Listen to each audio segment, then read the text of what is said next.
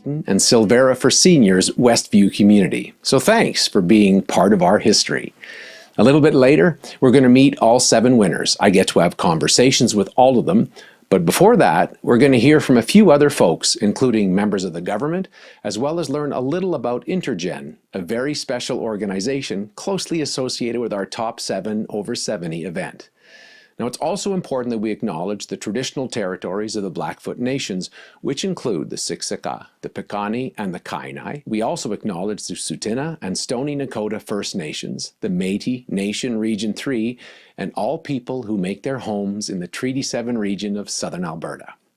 We're especially honored that one of this year's Top 7 Over 70 honorees, Mick is a Canadian Indigenous elder. He has a special prayer and dinner blessing for us in both Blackfoot and English. Ai chpatapiu. Ai kipitaki. Kapoa kamukira noksitskoi kaki. Haaks nog kawatsumui kahtamaaks noksin kakkiawaki. Ogaksoka piona toka noksaaks ajanakkujeniksi. Ikitsi kipipposteeksaniksi. Hanniksi stoimsoaistanakkue. Aisti päätäpiu nokka vaakkamukkina kanäässokaappi. Ahkomaan sitä sokaappi niin päätäpiussa niin siistumisen taksouma tapskuukin. Ajoisti päätäpiu mitä kannok poatsemui kanäätäpiu. Oukis toimiksi akautitskaatun kääksanaakkoe.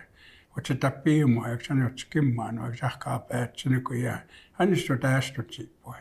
Oukisti päätäpiu pommoukin. Ei taamukana vaan niitä kääpumahkahpinaan.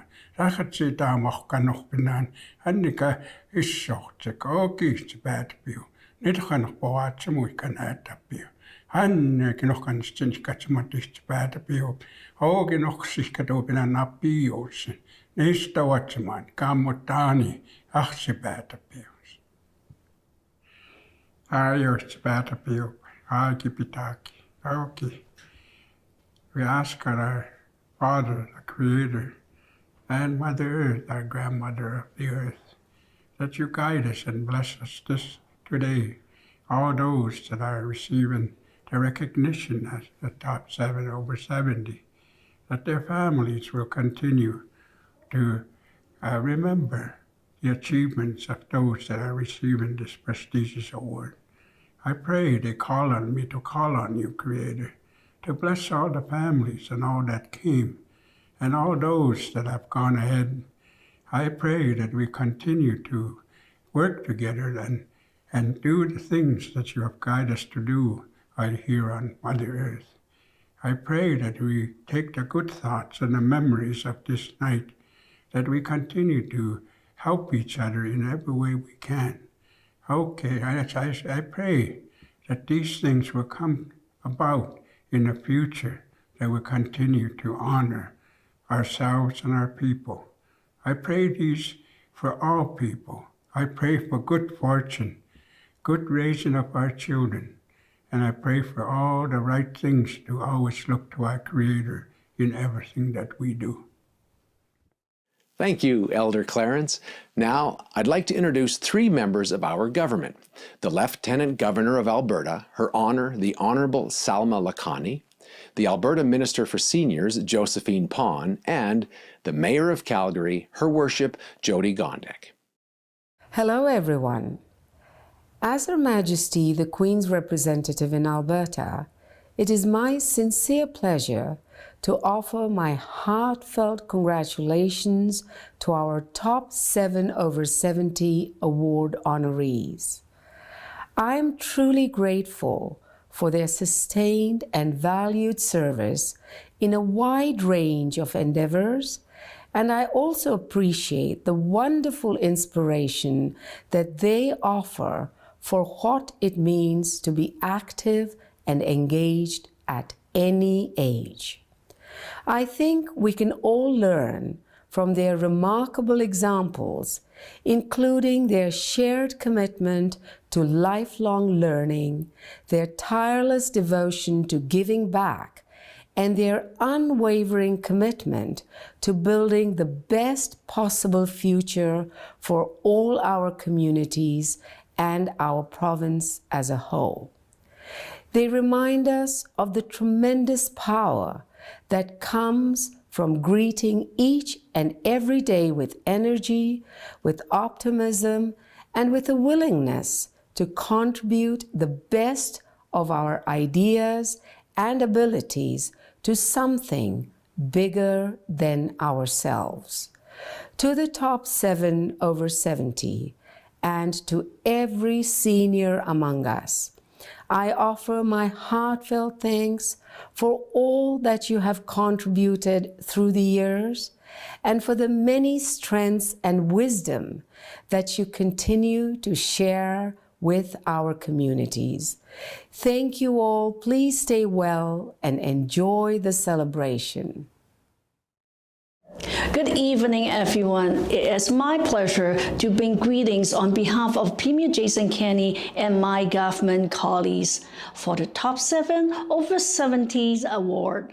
I love how these awards celebrate those intelligent people who are acting on a great idea or starting a new venture, and it just happens to be over the age of 70. We all know individuals over the age of 70 who are contributing to their communities in bold and innovative ways. They are using the wealth and the life experience and the wisdom gained over the years to come up with the fantastic ideas in business and the arts, science and regulations, the environment and the culture, and many other areas. These individuals are bringing innovative stuff to life and that will benefit people of all ages and communities and inspire the next generations with their accomplishments. There are the many innovative and creative seniors across Alberta who are putting the talents to work in making a difference. And then that include our wonderful volunteers. These volunteers truly make a difference in the people they help. And I would encourage you to nominate an outstanding volunteer for the Ministers' Seniors Service Awards. The Senior Service Awards recognize the volunteer service to support the seniors and the outstanding seniors who have provided long-term volunteer service to their community. These volunteers are creative and work tirelessly to fill in a gap when they see a need. Much like the individuals we honor tonight, to tonight's recipients, congratulations and keep up the amazing work. I'm inspired by your idea and your executions of those ideas and grateful for your contributions to our city and our region. Please stay involved and continue to contribute to your community. I cannot wait to hear about your next amazing and creative idea in the near future. Thank you.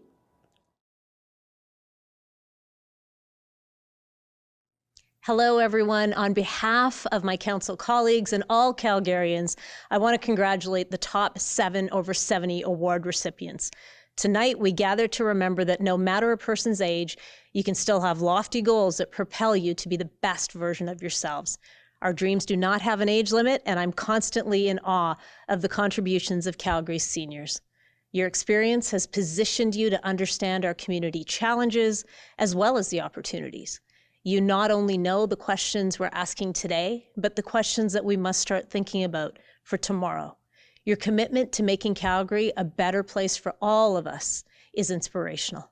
I hope you have a great award ceremony and congratulations to our top 7 over 70.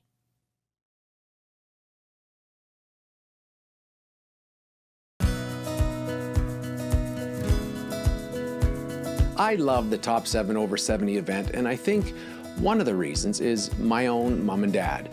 If there was a Top 7 over 70 in Edmonton, I'd nominate both of them. So as many of you know, I have 9 siblings. That's 10 kids for those of you who are counting. Mom spent all day, every day for almost 4 decades raising kids, and Dad worked on construction to feed us. So after the last one moved out, you'd think both of them would have just sat in front of the TV for a decade or two.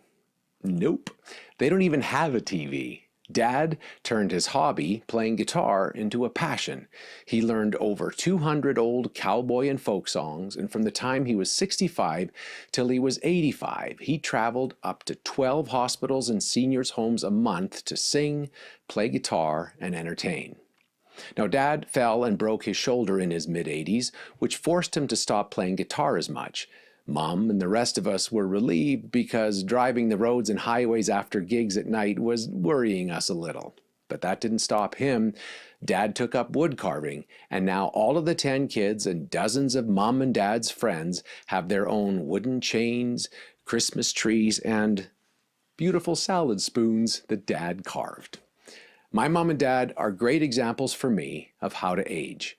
I went up to Edmonton before Christmas to play some guitar with Dad, and after we finished, Mom thought I should keep playing so she and Dad could dance. So this is a song I wrote called Mom and Dad's Waltz, and Mom thought maybe they should waltz. So I said, yes, you should. Are we ready? Yep. All right.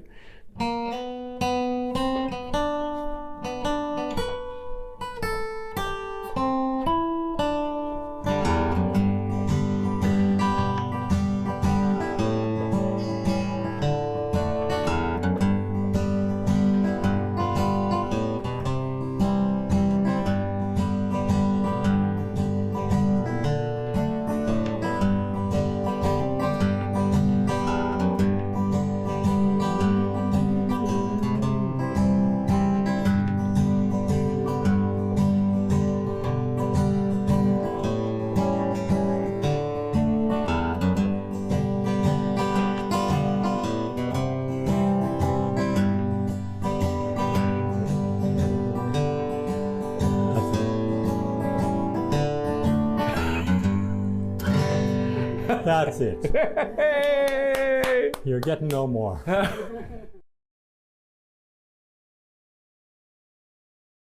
I'm going to head down from this studio to the stage. While I do that, here are a couple of messages from our partners who made this evening possible.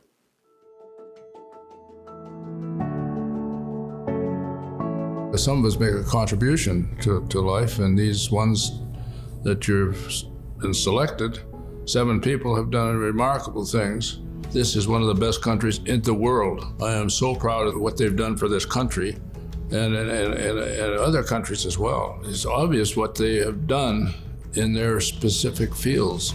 And that's the combination that has made this country what it is. Business leaders, leaders in different categories, and we're damn good at what we do. And so this is the kind of recognition that they didn't want necessarily, but they've earned it, and rightfully so, and God bless them. I wish them all well to continue on.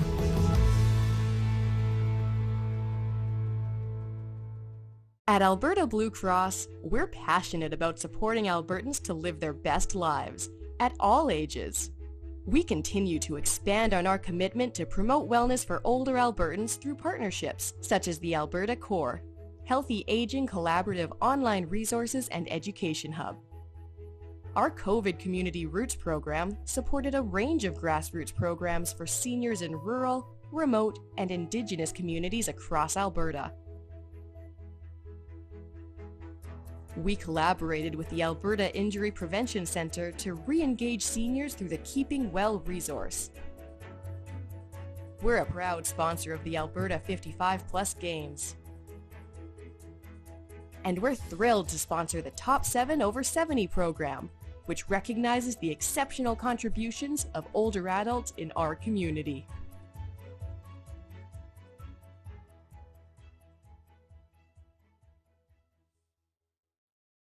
But we've already talked to him about him a little bit. He's a famous drummer, but also a famous guy for getting everything going and especially making our city great and making this evening happen. The founder, would you please welcome to the microphone, Mr. Jim Gray. Come on up here, Jim.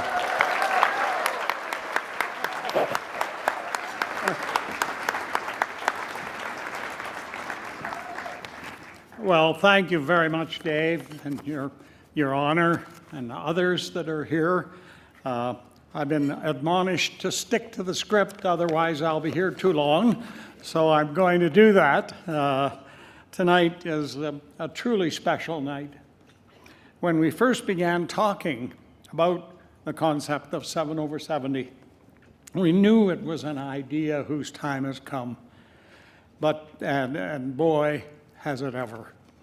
When I look around this room and I see everyone gathered to celebrate the top 7 over 70 for the third time, I'm both thrilled and excited. We live in an aging society. So it's more important than ever before to utilize and capitalize upon the talents of seniors. They have life experiences and business expertise that can make a huge difference in companies owned by younger entrepreneurs and innovators. Seniors have a key role to play in the revitalization of our community as the fastest growing demographic of our society. We cannot afford not to have seniors contribute to our overall quality of life. At this time in our history, we need all hands on deck. If you want an idea of what seniors can contribute after the age of 70, just take a look at this year's winners. They are making a difference in each and every day in almost every field imaginable, from science and philanthropy to athletics, to business, to the arts, to reconciliation, to community building. So I sincerely congratulate each of tonight's winners. And I want to thank everybody who's here, each and every one of you, for being here and supporting the Top 7 over 70 program. And of course, I want to thank our sponsors who have helped us celebrate our winners and provide proceeds that support our Intergen program. And I'm just going to move away from my script for 1 minute and just tell you about our dream. Our dream is that one day, this wonderful Calgary success becomes a national program. The top 70 over 70 from coast to coast. And it would be another example of Calgary and Alberta showing the way. And you should know we've had a little hiatus with the virus, but we're going to be back at it, so stay tuned. So let me just continue and say that those of you unfamiliar with Intergen, it is a unique venture hub and matching platform that creates intergenerational teams. Before we watch a short video about Intergen, I want to spend just a moment and tell you about the visionary catalyst behind this great initiative. That visionary catalyst is my friend Brian Fileski.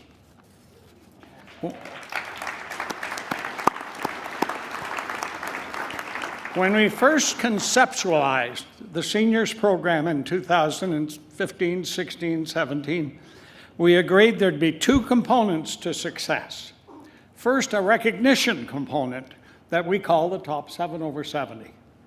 And second, a component that supports the ongoing economic vibrancy of the community. That's Intergen.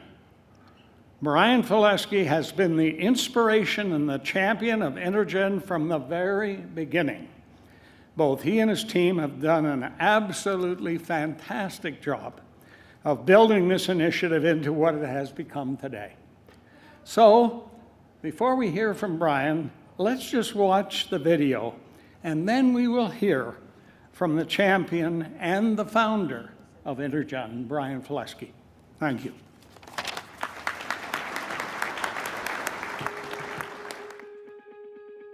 Intergen was founded on the belief that we had a whole bunch of senior executives on the street in Calgary that could support the next generation of entrepreneurs, but they weren't connected. So Intergen really was built to build that bridge between the senior executive and the young entrepreneur that needed their help, their expertise, their connections, and maybe even their capital to help them grow and scale their businesses right here in Calgary.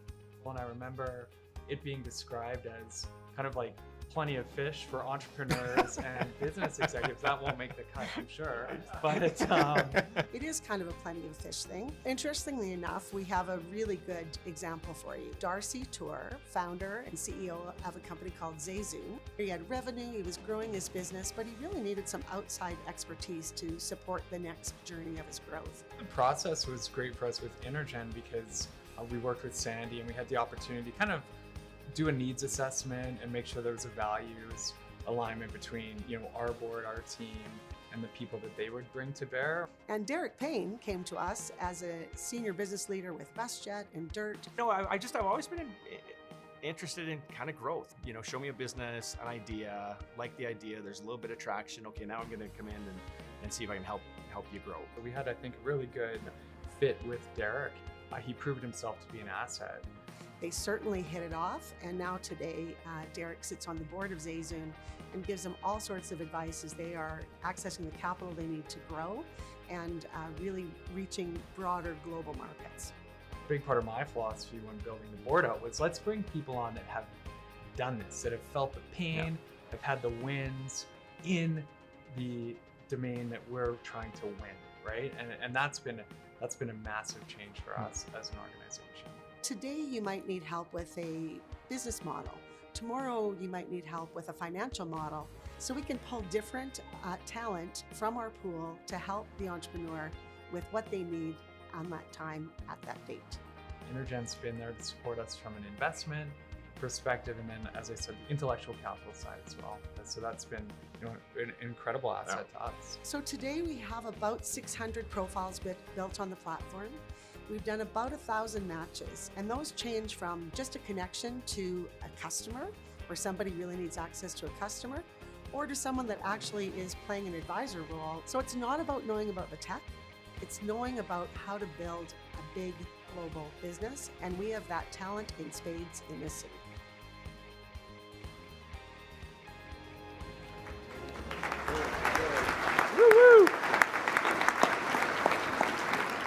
A great inspiration. Thanks for the video and a great team with Zayzoon. Your honors, dear distinguished top 7 over 70, ladies and gentlemen. Jim Gray, you're way too modest. You're always deferring. Congratulations and applause to other people. You're our hero.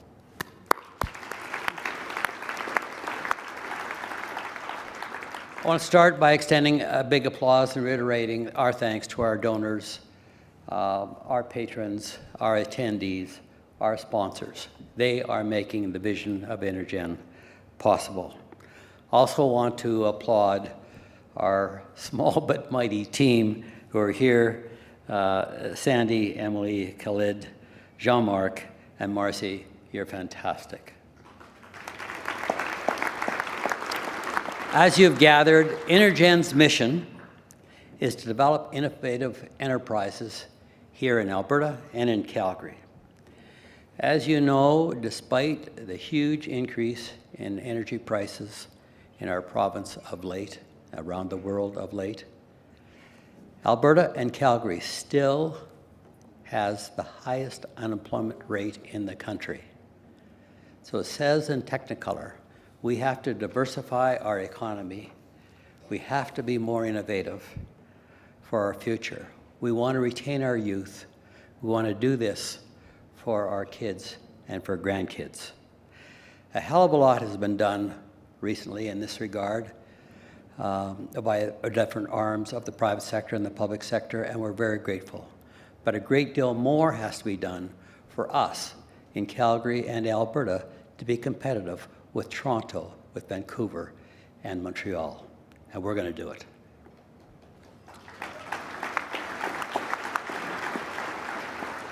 As was mentioned, the primary focus of Intergen is to match talent of seniors with young, bright entrepreneurs. And the energy and the coalition of the happening together has been magnificently successful.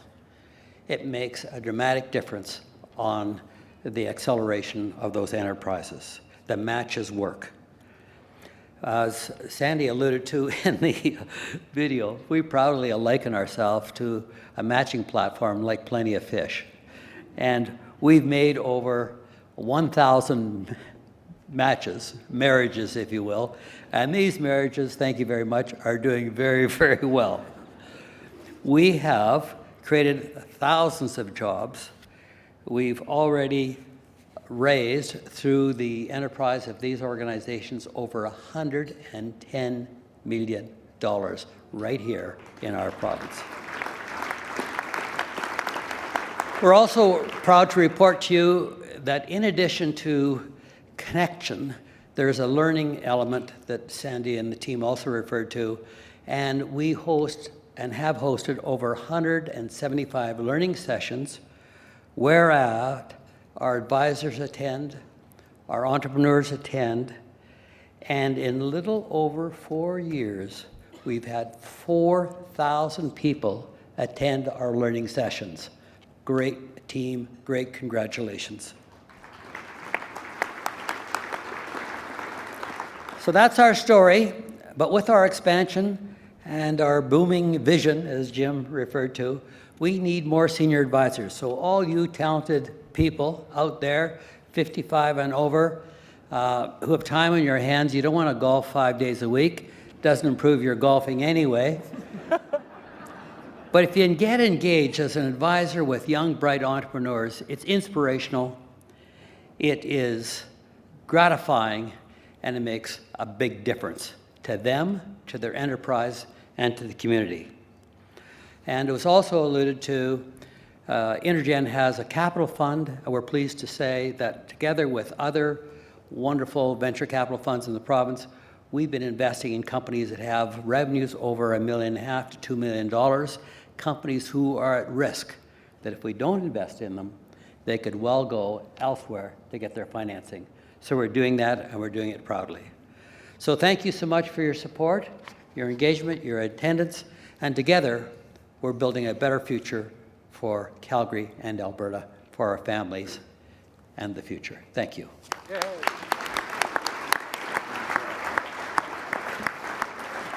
Now, Brian, before you go, just wait a minute.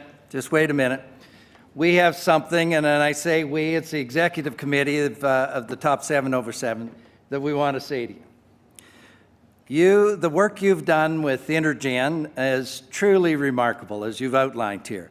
You put together a hub that is bringing together young and old to create multi-generational teams that are making a difference. You're raising the vital capital that's needed. You're helping to rejuvenate our economy, to create jobs, to expand the opportunities in our city. And for that, and for everything else that you do in our community, we want to say a big thank you. And we have a special gift for you, as the top 7 over 70 is where we go from. Yay! So you guys go forward and take your pictures.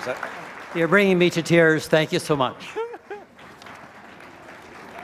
Now, to keep things going, I'll just keep it as they'll take their pictures here and go forward. For those of you that don't know me, my name is Kim McConnell, and I am the chair of the Top 7 over 70 Organizing Committee. Now, the journey that we have to this year's gala is unforgettable. It has been wonderful. For starters, we're 7 months late. We're 7 months ago. We normally have our gala in the fall, but then we had this thing called a pandemic. And the pandemic gave us the opportunity to reflect on a few things and to reflect on what we need as a community in our lives. So we come up with a little idea that we called Noble Neighbors. Noble Neighbors, to recognize the work that seniors have been doing to make our community a little bit better. So we recognize seniors that are doing things from tutoring school kids, to repairing bikes, to shoveling snow, to cutting lawns, to sewing masks, thousands and thousands of masks. You can read about Noble Neighbors in your program that you have tonight, and it's on page 7. And a couple of them are here tonight, and we just want them to stand and wave and let's say, thank you, Noble Neighbors. We're a great community as a result of people like you. So please stand and let us thank them.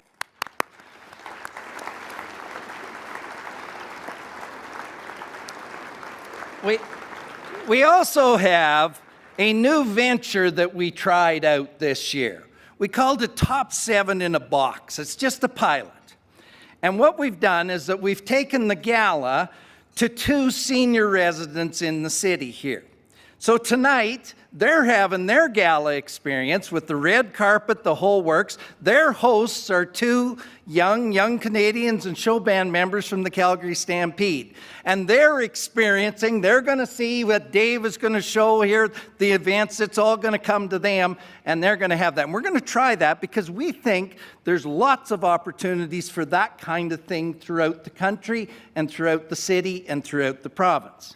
We're also live streaming this event tonight, and it's amazing to see the spirit that is coming over to various people in the city, in the province, and across Canada that are zeroing in on what we're doing here tonight. I'm also pleased to say that the Top 7 is partnering with Heritage Park, one of the true gems that we have in our city, in this city we call Calgary. We're going to put a permanent Top 7 over 7 exhibit at Heritage Park. That's going to be the home for where we're going to be doing that kind of thing. Now, we got lots of other events that we're going to do that'll interact and bring the stories to life, and that's where we're going to be able to do. So you'll hear more about it. So right now, you're just getting a glimpse because we're just announcing that's what we're doing tonight. But this partnership is really good. And if you look in your program, you're going to see that Heritage Park has given each of us a gift. For the recipients, they got season passes. For each of us, we get 2 pass to go for 2 of us to be able to go down and experience Heritage Park for the weekend that just opened up this past weekend. Let's get after it and let's go and see it. So thank you, Heritage Park, and we look forward to working with you. I also want to briefly say thank you to the organizing committees that have worked to put on this. In the past little over a year, we've held 24 meetings to be able to host this thing to come together. This committee of leaders is a committee of leaders that generate positive results, from encouraging nominations to raising funds to selling tickets to do the whole works. And once again, we sold out as a result of the work of the committee. I am so honored to be able to work with those people. I am specifically want to call out one person, Emily Hillman. Emily is the one who has pulled us all together. She's the quarterback that brings it all together for us. And Emily, thank you so much for everything that you are doing. I should also note, way to go. I should also note that the future incoming chair is Monica Zerlinski. Monica will be taking over from me and will be carrying this through. She's been involved with us since 2017. She's the one that's done all the communications, and she's in a well position to be able to take us to the next one, which is 2023. So hang on to your hats, folks. You better start getting your tickets pretty soon, because in 2023, Dave will be telling us a little bit more about it. Finally, I need to say a big thanks to every one of you. Thanks for ticket purchasers, for patrons, for the community partners, for the sponsors. All of you are part of the Top 7 over 70 family. We thank you with the bottom of our hearts. Thank you, thank you, thank you. Dave, over to you. Carry on the show. Okay, I will. I don't even need a podium. Is it just me, or when you were watching that, did you think, man, Kim could use just a bit more energy? Didn't you think? Just a bit more zip in that speech would have been nice, huh? Thank you, Kim. Thank you, Jim. And thanks, Brian, as well, and congratulations. And thanks to Heritage Park. I didn't know there were prizes. That's very exciting. And I was just talking to Marg Southern, and because she's one of the recipients, and she's behind starting of Spruce Meadows, everyone gets a pony tonight. So if you just want to go chat with Ian, he's right here, and he'll set that whole thing up for everyone. Just go tell him your height and weight, and he'll get you. Can you imagine? That'd be good, though, huh? You could say, I was at the event. Everybody won a pony. It was crazy. So this is what we're going to do. We're going to pause so you can eat and talk amongst your tables and enjoy each other's company. And then a little later on, we're gonna set up some chairs up here and we're gonna get to meet our incredible recipients. Enjoy your meal, everyone. We'll be back soon. At Alberta Blue Cross, we're passionate about supporting Albertans to live their best lives at all ages. We continue to expand on our commitment to promote wellness for older Albertans through partnerships such as the Alberta Core, Healthy Aging Collaborative online resources and education hub. Our COVID Community Roots program supported a range of grassroots programs for seniors in rural, remote, and Indigenous communities across Alberta.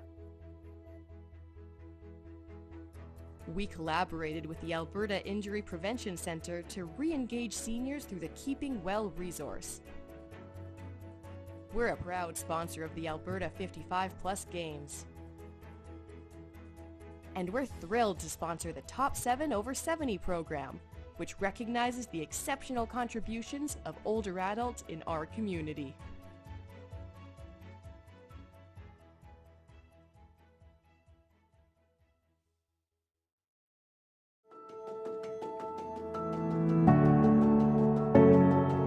Some of us make a contribution to life, and these ones that you've been selected, 7 people have done remarkable things. This is one of the best countries in the world. I am so proud of what they've done for this country and other countries as well. It's obvious what they have done in their specific fields, and that's the combination that has made this country what it is. Business leaders, leaders in different categories, and we're damn good at what we do. And so this is the kind of recognition that they didn't want necessarily, but they've earned it, and rightfully so, and God bless them. I wish them all well to continue on.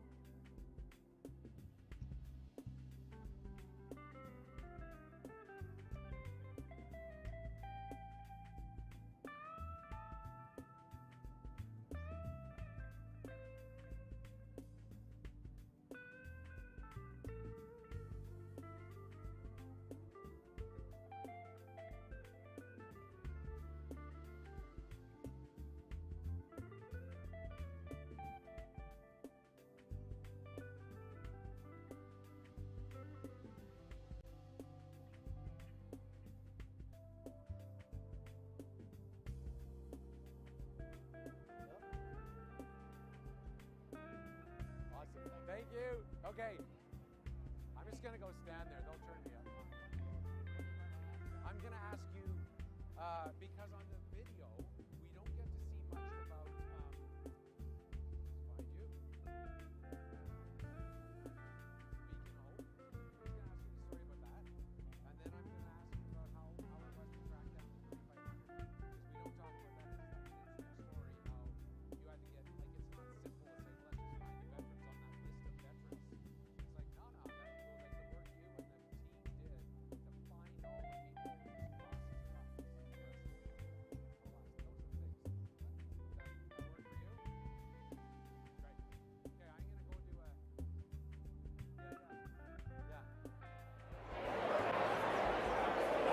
I'm gonna, whoa, did you guys hear that? What are you doing, Louie? We gotta start. Hi, everyone. We're gonna get started in just a couple of minutes. So if you're up chatting, or if you somehow decided you're gonna take a big picture in front of the stage, take it quick and have a seat so that we can get going. Not that there's a hockey game, but we wanna get going. So we're gonna start shortly. Thanks, everyone.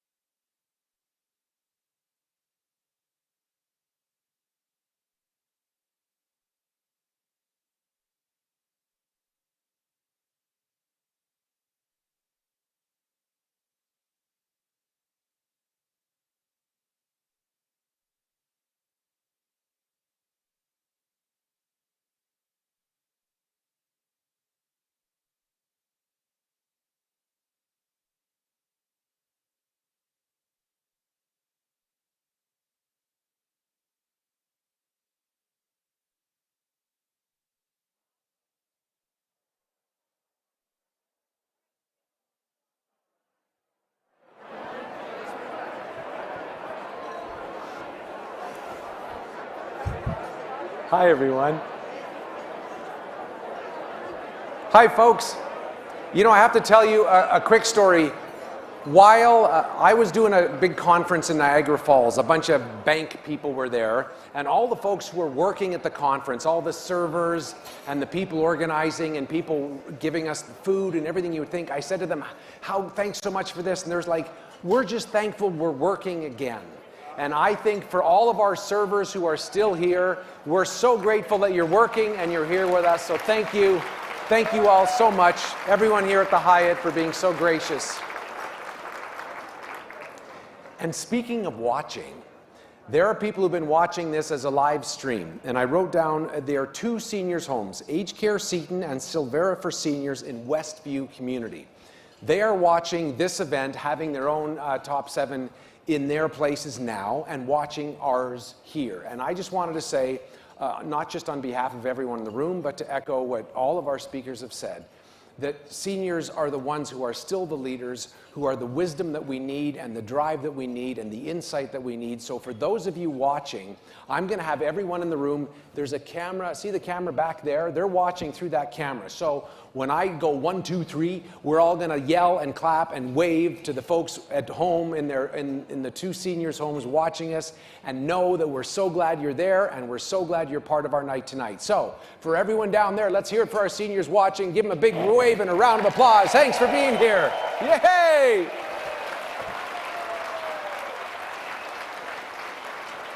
Isn't that great? Look at you. And again, I'm not positive, Ian, maybe you can help me with this. Do they all get ponies too, or is it just in there? Everyone gets a pony. Well, this is really working out well, isn't it? Now, this is a very special night and a very special time where we get to meet and hear from our top 7 over 70 recipients. And I'm going to sit here. They're going to come up and sit here. And we're going to get to know them and learn a little bit about what they have done. So our first recipient is Murray McCann. Now, Murray and Bev, come on up here, Murray and Bev. And while Murray is coming up here and getting seated and comfortable and ready, I also want to invite Brent Pickerel is joining us from I'll sit with you. How about that? Thanks, Bev. Brent Pickerel is with us here from Sandstone Management, and he's one of our sponsors and friends in the evening and helped set this one up. Can we welcome Brent to the stage? Thanks for being here, Brent. Thank you. Thank you, Dave. It's an absolute honor to be here this evening. For several years, Sandstone has supported Intergen, and through investments, through board of directors, collaborations, and tonight as a sponsor, continually impressed with Intergen's impact on both ends of the spectrum. On one side, their ability to connect people, funding, ideas, energy. Anyone who's been to an event of theirs quickly realizes the energy that is created in a simple handshake, especially in this city. Now, on the other end of the spectrum, their ability to highlight, recognize, celebrate these 7 remarkable humans, to identify a problem, seize the opportunity, and create a better world for you and I. Please help me congratulate the top 7 over 70 award recipient, Murray McCann. Hey. Thank you, Brent. Now, Brent is going to be back to present your award, but first, let's have a look at the video that'll let people know just a little bit about you. Have a look, everyone. When he turned 70, business leader Murray McCann wanted to honor Albertans who died serving our country. 13 years later, Calgary's Field of Crosses is a 5-acre memorial that is lit and open to the public 24/7 from November 1st to 11th, a visible reminder of the 3,500 fellow Albertans who gave up their tomorrows for our todays. A team of hundreds of volunteers organized 2 services with choirs, military, and dignitaries taking part. The November 11th ceremony is seen by hundreds of thousands live and online. The field has also become the site for National Day of Awareness for missing and murdered Indigenous women and girls, and for services to other frontline workers. So I was driving in the Blue Ridge Mountains, going to a little historic town called Menlo. As I was coming up the hill, there were 3 crosses. As I slowed down, I could read names on the horizontal bar, and then I realized these were soldiers. I pulled over and I started to sob, and I've never had an experience like it, and I wanted to do something to make Calgarians hopefully have the same experience as I had. Murray's a tough guy to describe. He's a highly successful businessman and has embarked in this philanthropic career, almost is with the same fervor that he attacked his business career. It all starts with a vision, and then he has the ability to action that vision. I hope people get a chance to thank him for what he does for our city. It's pretty amazing. It always feels good to have recognition for something you have done. It encourages you to just keep on going, but I was going to keep on going anyway. I love what I do. Hey! Well, welcome, Murray. It's a pleasure and an honor to have you with us here. Thank you. I have a couple of questions. One is this Beacons of Hope. I mentioned it, but tell the story a bit about Beacons of Hope and what that is. Well, I was reading in the Herald, actually, about the morale of the police was down. And I've had a lot of experience with the police, especially the field of crosses. They show up every morning, volunteers for the service. They're there in the evening. When we have breakfast for the kids, they're there, they sit with the kids. They're volunteers doing everything. And what a lot of people don't realize, the field of crosses, 3,620 crosses, the anchors are put in by volunteer policemen. Those guys are the greatest group of men and women that you'll meet anywhere. And to think that the morale was down and getting all of this bad press, and everybody I talked to said, we love our police. So I said, well, let's show them. And that was the whole purpose of Beacons of Hope. Great. Isn't that? Now, I want to talk a bit about the field of crosses and what you're part of. But first, I have to tell you a quick story. On November 11th, I think it was 3 years ago, my son John, who at the time was 8, was very interested in what the day meant, but also he'd watched a couple of war movies and he was interested. And so he said, can we go to the field? So we show up on November 11th. I don't know if you know, but that's kind of a big day. So I'm in there in the Jetta, and we just drive up, and there's people running around, and there's things going on. And like an idiot, I just drive up and go, can we come in here and look around? Like they weren't busy. And somebody said, it's actually, and then he stopped, and they said, you know what, just come in. Why don't you just park over here and head in? And I said to my son, I said, that's a top down. If the guy in charge is a decent person, then everyone is a decent person. And your leadership got us, no business there, just walking around on our own. And that was because of you and because of the work you've done. And I want to say thank you, because it meant a lot to John and to me that you did that. So thank you so much for that. Now, I was doing the voiceover, as we all heard, of this video, and it's over 3,600. And I'm thinking, how did you find the 3,600? Is there just a list somewhere, or how do you know who those people were? Well, you know, it was interesting when we started, there is no record kept of where the soldiers that lost their life, didn't come back, are from.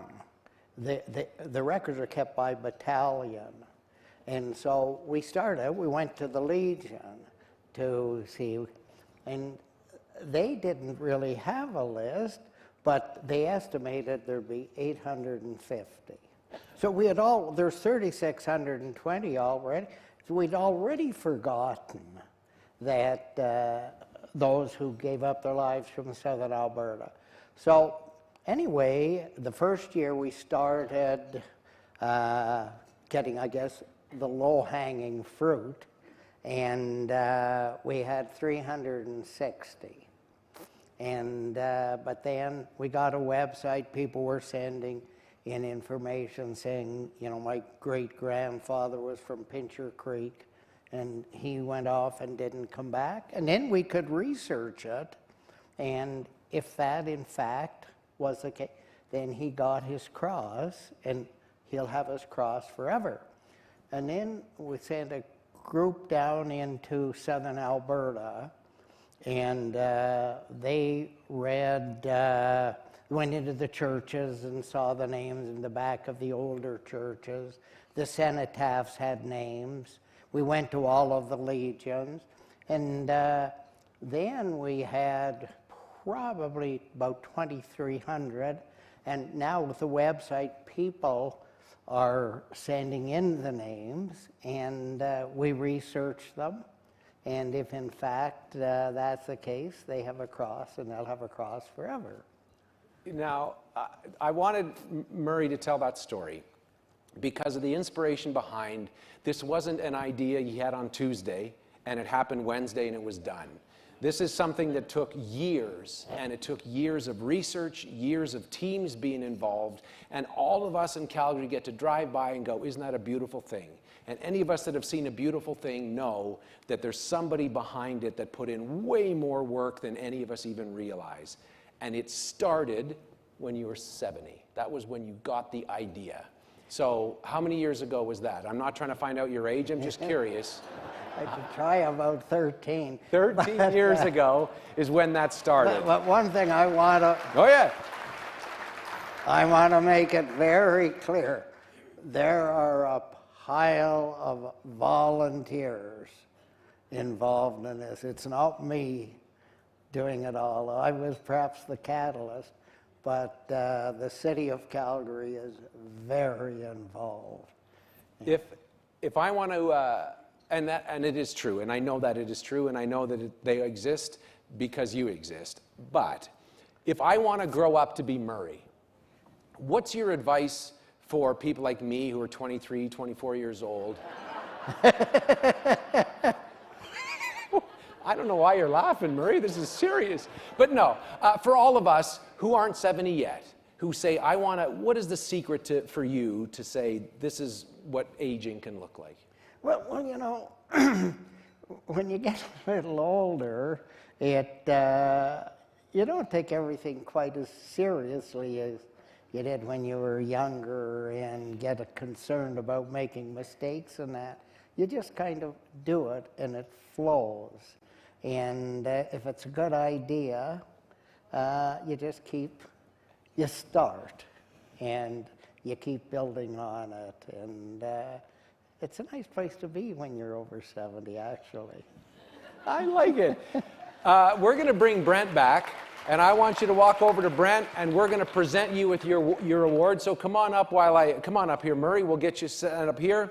You have an important assignment. You got to look there with Brent for your picture. While I tell everyone in the room, can we hear it for the man himself who's done so much for our city? Let's hear it from Mr. Murray McCann. Thank you. I'll put this on the table for you. Yeah. Thank you very much. Thank you very much. Isn't that great? And you know, you're going to want to do this for all of them, Murray. They like you. I'm just saying, they like you, Murray.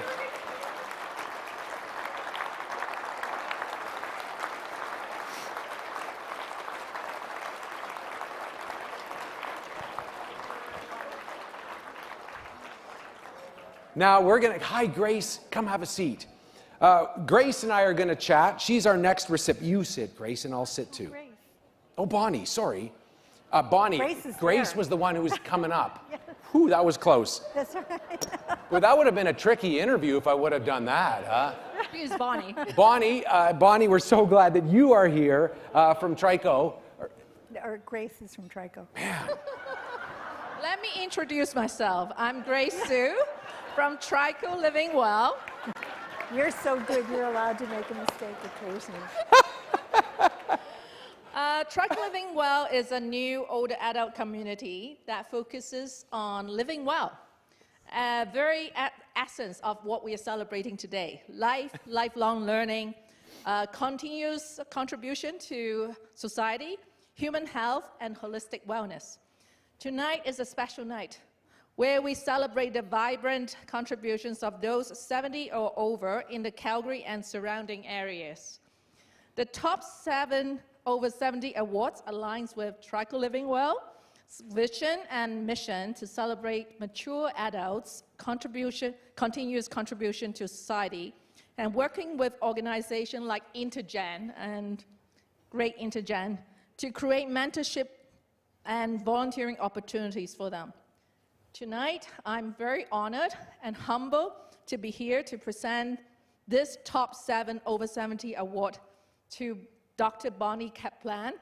And actually, I have the opportunity to talk to Dr. Bonnie Kaplan, right? Did I pronounce it right? Actually, a few months ago, we were sitting at the same table, and I have learned so much from her. So I'm so happy that I'm actually presenting this award to you today. And I promise you I will be reading The Better Brain, the book, chapter 11. I will get there, for sure. Yeah. Thank you so much for your rich contributions, and congratulations again for making such a significant and inspiring impact to our society. Thank you. Thank you so much, Grace, and thank you, Trico. Well done. So Dr. Bonnie, before we get to chat, we also made a video for you, so let's have a look at that and then we'll have a conversation.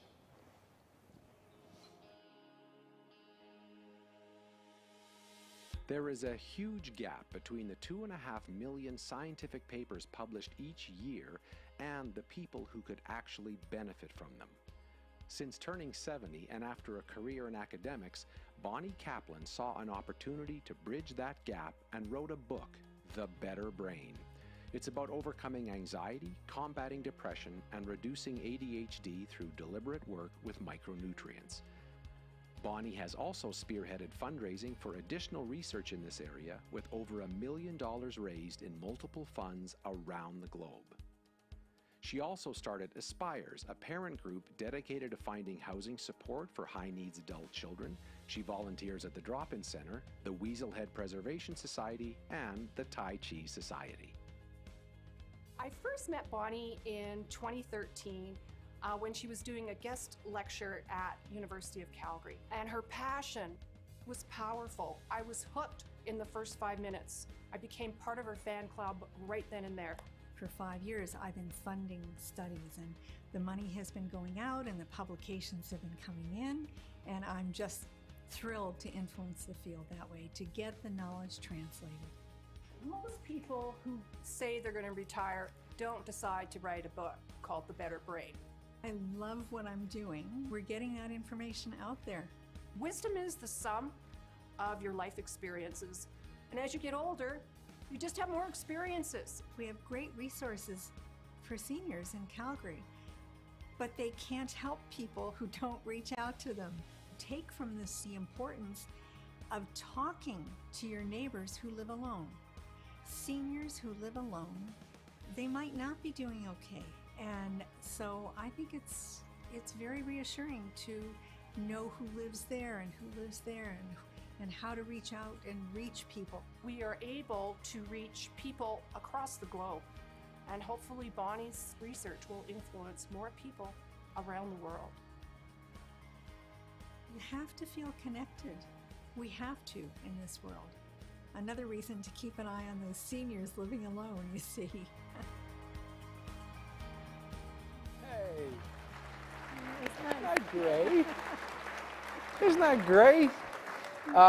Before we get to the formal interview, what micronutrients do you think would help me get my name straight? Is there anything you think that would do that? Yeah, there must be one that's got a special thing for name.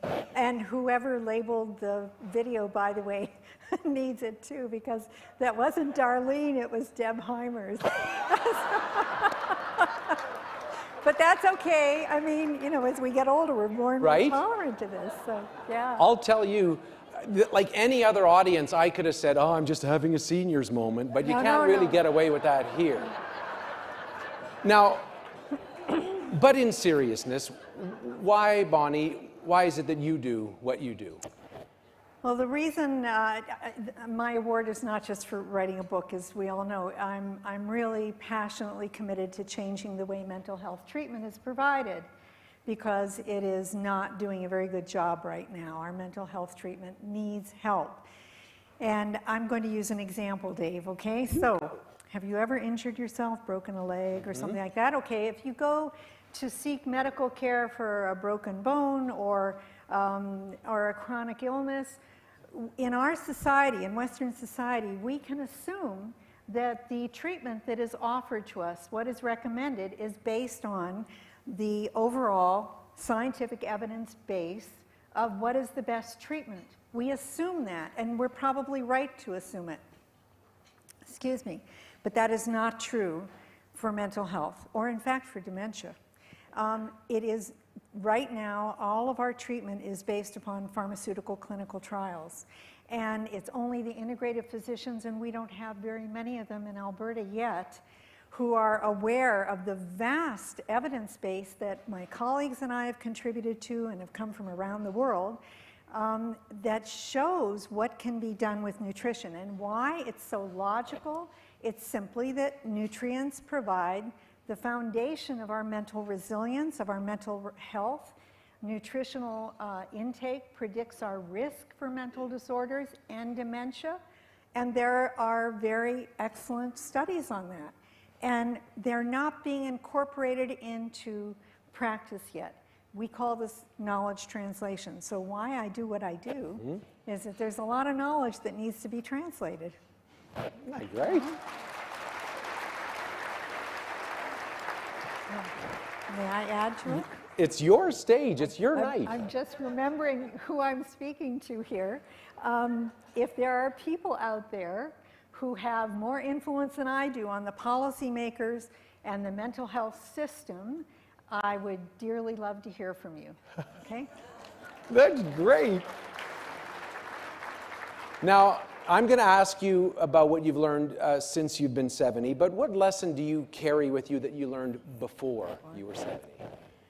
I think it has to do with the kind of people I want to interact with. And I think it's so delightful to interact with people who are energetic and positive and keen to make a difference in the world. And that means people like 7 over 70, you know, the whole organization here.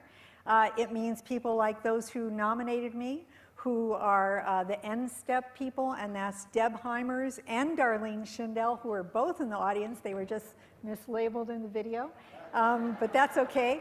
They're the ones who are on the front lines who are teaching the teachers how to educate our children, because we're in big trouble with our children, you know. Only about 1/3 of what our children are putting in their mouths actually contain the micronutrients, minerals and vitamins that their brains need for optimal function. That's a terrible social experiment we're running, and they're out in the front lines. I point over there because they're both sitting over there, really trying to change the world. So that's what I learned before 70. I want to work around positive, energetic people. Wow, that's a great. Now talk about after 70. Now what have you learned? 70? Yeah.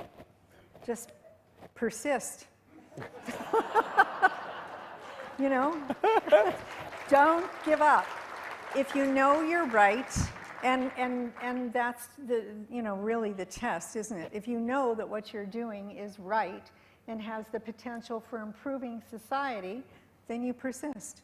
Now that kind of dovetails into my final question for you, which is, so then what is your advice for those of us who want to be that? Is it persist, or is there more to that too? Well, there's a lot more. You have to have a lot of good networking and a lot of good support and a lot of good family support. But if you are interested in doing something and you're passionate about it, don't worry about what the calendar says for your birthday. I mean, just you know, ignore those numbers and be glad you're here. And just as long as you can, stay out of the rocking chair and do something. Yeah. Now, I'm going to invite Grace to come back up with the award, and we're going to present that to you, Bonnie. But before, well, we can stand up while we do this. One more time, the name of the book, if people want that book. Bonnie, what's the book called? The book is called The Better Brain, but there are a lot of books out there with similar names, so look for The Purple Cauliflower. Thank you. Have a look. We're going to take your picture. Oh, she's there.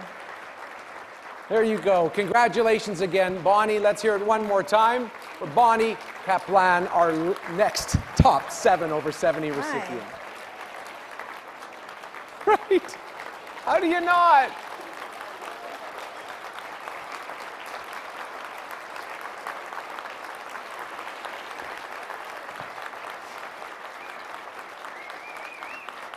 Isn't this the best? Isn't it so the best?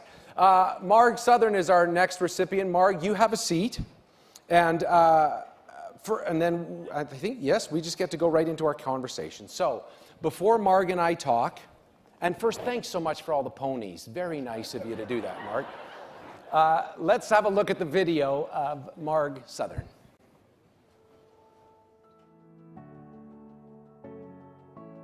The Canadian Premier League was formed in 2017, bringing top-tier men's professional soccer to Canada.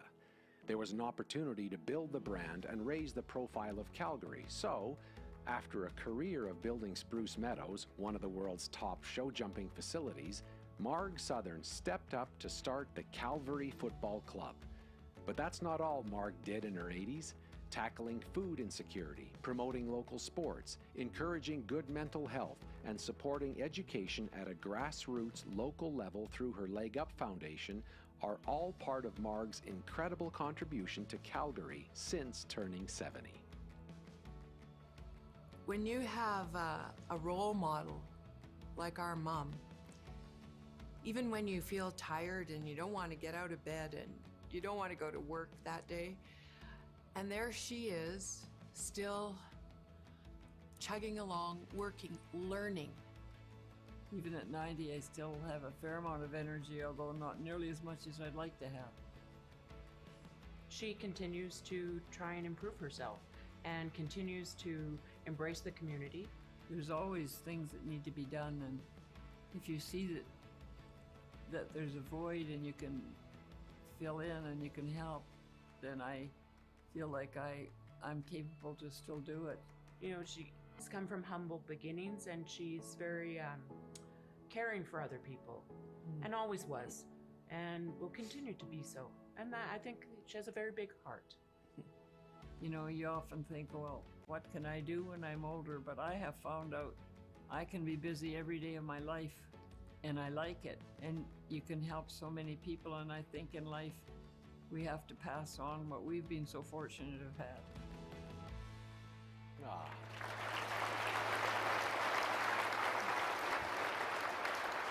Isn't that great? Now, it's nice to see Linda and Nancy in there, those two great daughters of yours. It must be fun to see them, isn't it? I find them amazing. They are good people. Why do you do what you do? Because I love doing what I do, and I have to say that I feel a little bit uncomfortable here tonight in a seat taking this presentation, because there are 3 people in this audience tonight that should be up on this platform with me. And I know that's not protocol, but I must tell you, I have to tell the audience that, first of all, is my daughter Linda, who should be up here, who really believes in having this Cavalier team here in Calgary. Then there's Ian Allison, who is a walking encyclopedia of sports and who has been with Spruce Meadows for 45 years and has done everything from driving those horses to cleaning the barns to going to Lausanne and Geneva to fight the fight for us in Calgary and for Spruce Meadows. And then a new person in my world who is Mr. Tom, sorry. That's all right. I can't even tell him, he's sitting right in front of me. Wilton, who is the general manager and the coach of our Calvary soccer team. A wonderful young man who's a great ambassador for sport. I'm not so sure that soccer doesn't run right through all of his veins in his body. It was great. So thank you to those 3 people. I'm able to be here tonight because they did all the work behind the scenes with their team to make it happen for us to be able to have a professional soccer team right here in Calgary.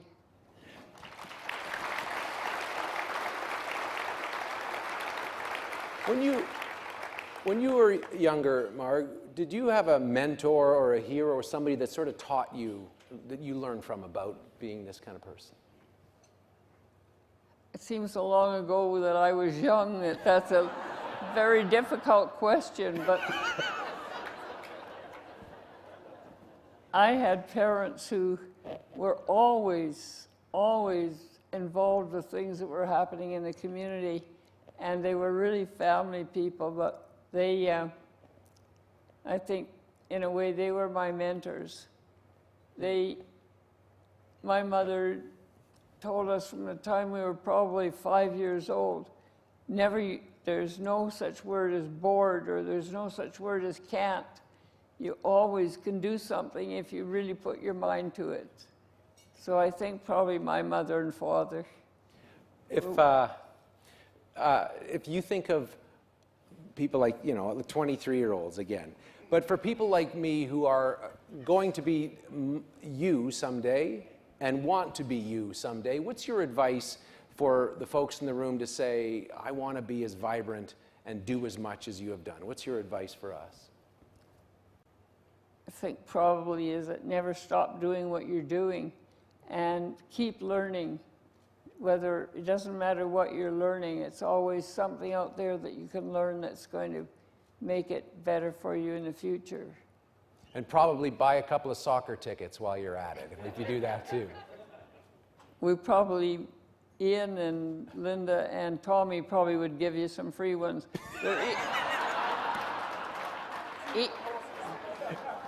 It's probably easier to give us some free tickets to the soccer game than it is to give a pony to everyone.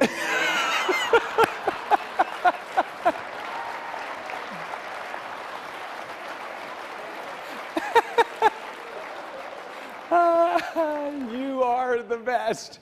Oh, that's so good. Now I want to, there's someone who's going to present. Is it Kim? It is Kim. How fun is that?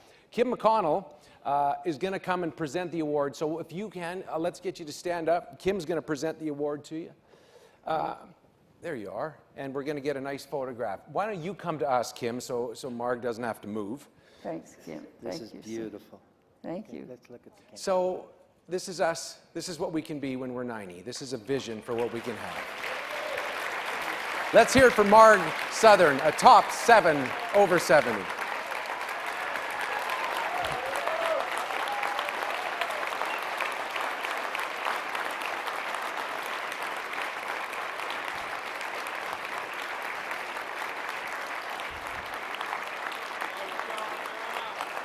They're great.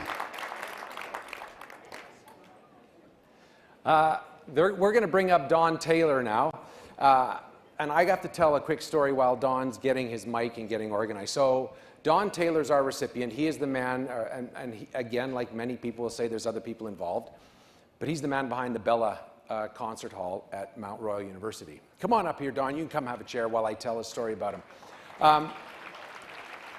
Have a seat. So I was telling Don that when the Bella started, they had an opening ceremonies, and they asked me to MC it. So I'm backstage with Don and various people there, and I walk out. They open the door, and I walk out, and everyone applauds because it's starting. And I said, isn't it ironic that this beautiful place that folks like Don have created and made, that's going to bring huge stars, big names, great talents, that the first person that you clapped for was me.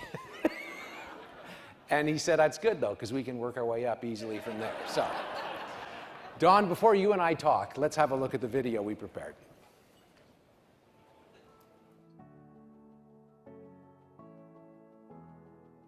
There are more than 500 cities in the world with a population over 1 million people, and every one of them is in a fierce competition to be a leader in academics, technology, and education. Don Taylor has made it his mission to keep Calgary, Canada, front and center of that competition. After a successful business career, Don has committed almost $100 million since turning 70. Leaders like Don Taylor keep Calgary not only a place of pride for us, but will continue to attract the brightest and best to make Calgary their home. He gives because he cares. And people that care about their community can offer so many things. They take our many institutions from good to great to excellence. Everybody in this province owes something to the people in the province. And when you're able to afford philanthropy, lots of opportunity for giving out there. The things that he's chosen to fund are things that belong to the community, really, that everyone can appreciate. We have what we established as the 4 legs of our foundation, and it's art, history, education, and health.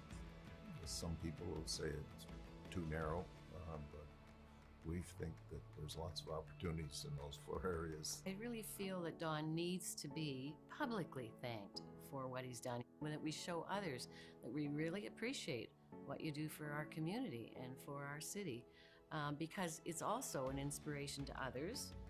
Put my name out there to set an example for other people, to try to encourage them to be generous. And it makes you proud, makes the city great, and it's a wonderful thing for people living in the city as well as people coming to the city. This is Calgary. This is what we do. This is how generous we are, and we're proud of it.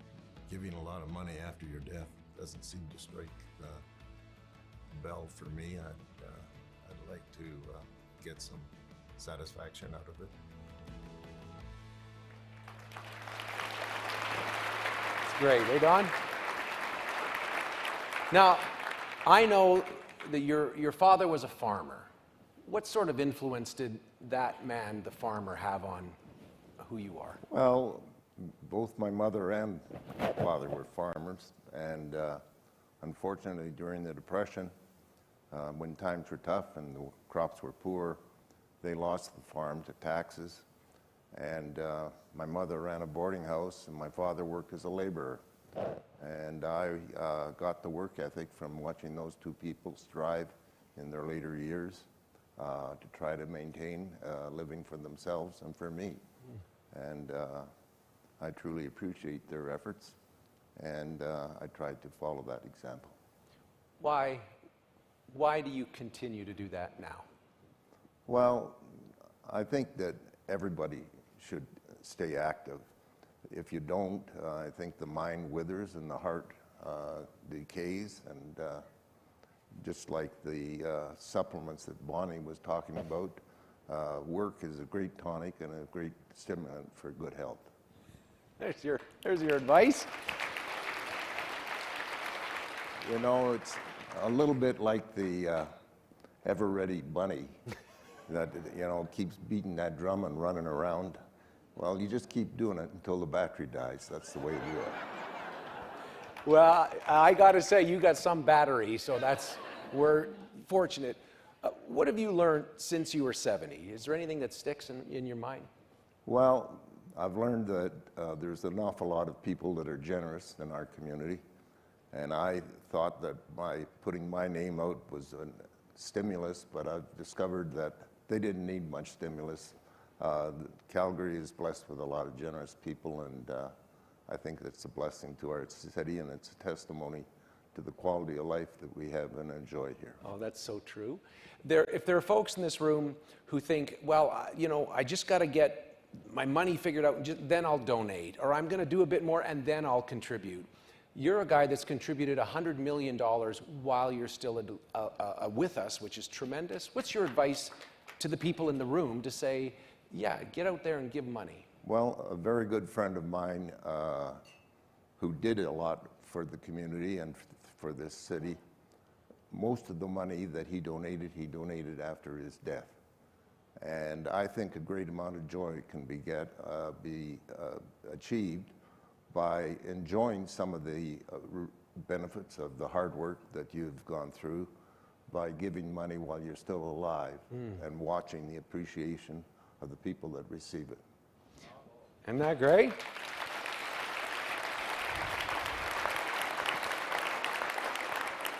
I have to say, personally, and as our city and as a Calgarian, it's not $5 million better, it's not $20 million better. Our city is $100 million better, which is a big number, but more importantly, it's your name and your heart and the battery that you got that's still going, and we are also grateful. So thank you so much, Don. Thank you very much. That's great. Okay, so we are going to bring up Cameron McDonald. Come on up. Cameron's here from Pekarsky and Company, who did so much of the research and helped getting this organized. And as they present this, have a look over here for the picture. And this is a man who literally changed the face of our city to the tune of $100 million. Can we hear it one more time? Mr. Don Taylor. Thank you, Don.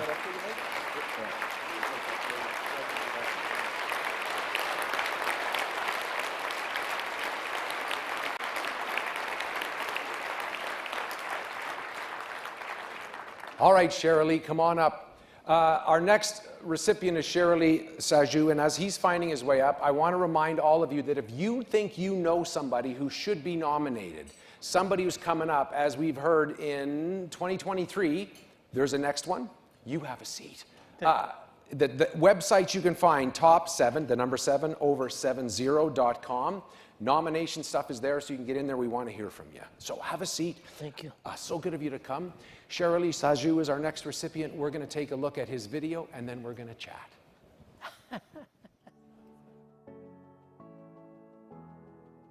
After a successful career in business, Shirley Sajou has dedicated his 70s and 80s to helping immigrants with drive, desire, but no resources. He provided land, capital, and mentorship to younger immigrant partners to create an auto wrecking business, a food wholesale business, an auto parts business, and Park to Go near the Calgary International Airport. He has personally guaranteed mortgages for 8 families, has settled 10 immigrant families, supported 6 families with bank guarantees, and sponsored 17 individuals to come to Canada. And his philanthropy goes beyond Canada, with support given to needy educational establishments in East Africa, Central Asia, and Pakistan. These people are born poor, but they need a spark. If the spark has been given, these people will be like a fireworks then. So we find those people and try to help them. It's very satisfying work.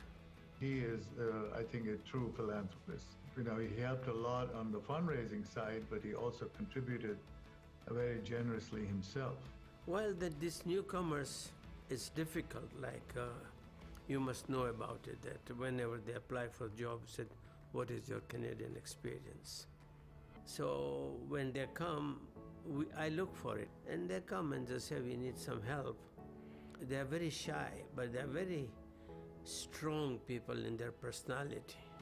They are immigrants for a reason, and they are people who are committed, who are passionate, who are dedicated, who have families, who are willing to work hard. Shirley comes from that background. I don't think he came with any money. Poverty travels.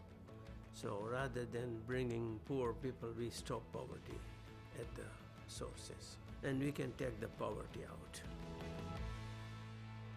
Wow.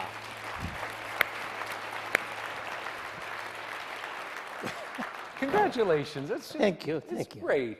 Talk a little bit about why immigrants. Why is that a focus for you, and what is behind that? Well, I think the immigrants are totally new to the country, and their knowing of the country is very hard unless they get a right person beside them. If they don't have right guidance, they go totally wrong in this settlement of their own life, which is totally new life. They come from the war zone, a troubled area, and this is very hard for them. And so then someone like you shows up. We try. Did you have a mentor or somebody that taught you this when you were younger? Well, it was the parents who are your mentor when you are young there. And beside that, when coming to Canada when I was only 35, I'm 42 now, I think so. So it's a mentor of the parents is number one at the family, and sometimes it's hard also to mentor your own family. It's difficult, but then you get the right people like I got in the room here, which was a great help when I came here. It's like people like Jim Gray, Chris Robb, and Palaskis.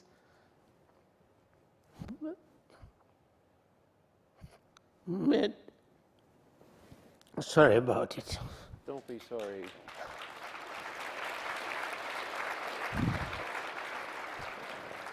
make life easy for us then. You got a life to worry about, but then you got a good mentor around you. Yeah. You don't know where to go, where to borrow the money. They come to rescue you. Don't worry, we are there for you. And I hear Jim Gray today, Pulaski, Chris Robin, everybody was very kind to me. And the people who sold the business to us, I don't know, they don't live here in Calgary, they live all in Palm Springs now. And they're very helpful to us to start the business here. So it was a good mentorship from them too. You need help. You need that spark to work. Wow. When I grow up, I want to be you, if I can. Oh, I see you're younger, eh?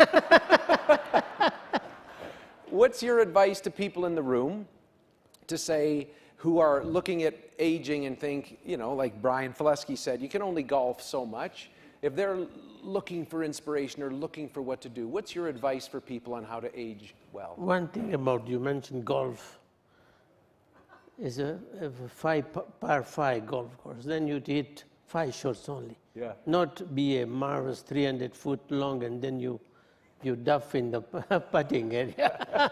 So you better off you go slow and then you'll be successful. And what you said, you advised to me, to the people, that give spark to the people. Everybody is born same way, naked, no nothing, no life. But if they get a spark when they grow up with the people, they become somebody.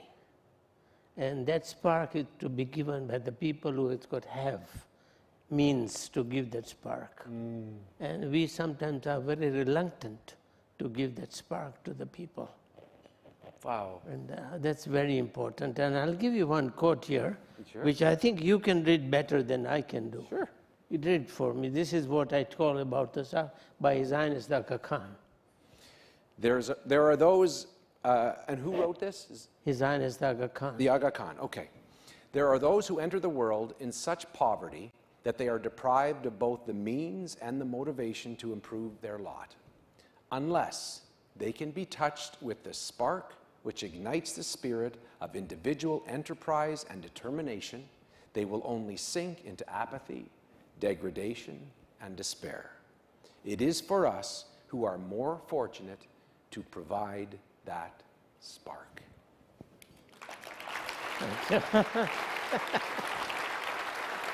Look at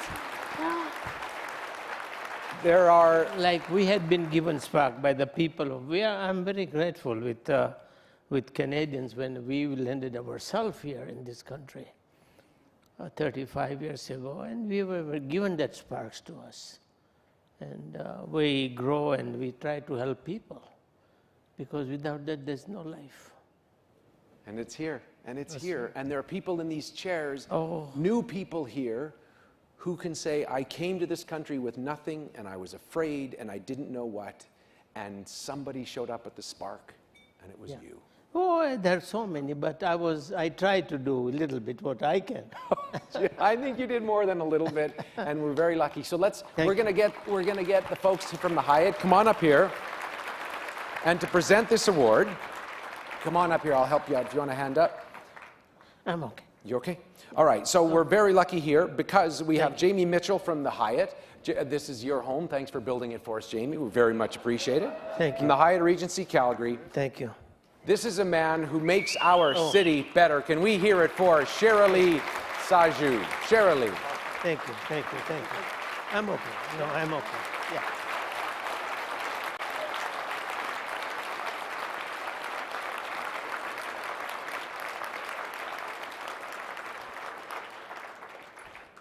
Don't you feel like, boy, I got stuff to do, don't you? It's so impressive.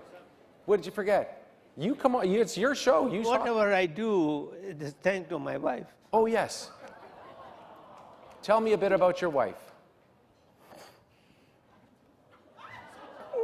She's in a wheelchair. Had a damage in the brain.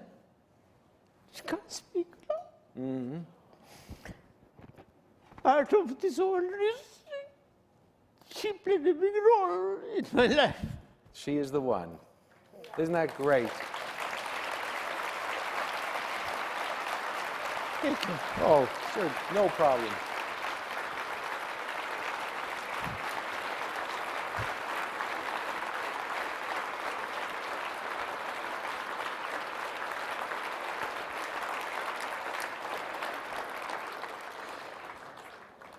This is an event that fills your heart, doesn't it? We have great photographers here, and if any of you want to see any of those pictures in a week or two, they're going to be up on top7over70.com for the photographers that can see through their tears taking the pictures.